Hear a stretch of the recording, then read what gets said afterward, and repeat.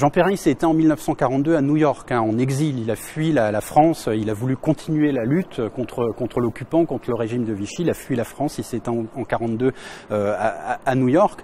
Donc on pourrait dire que c'est quelqu'un qu'on a depuis presque 80 ans un peu oublié. Et malgré tout, cet héritage, on l'a au quotidien, on y est dans l'héritage. C'est pas de la découverte. On y est au CNRS, il y a des labos partout, en France, à l'international, donc on ne peut que penser à Jean Perrin. Et même si on l'oublie, on se rend compte que il se réinvite assez facilement parce qu'il a défendu des idéaux, la liberté notamment de la recherche, mais la liberté de manière générale, qu'on retrouve, qu'on aimerait défendre aujourd'hui encore.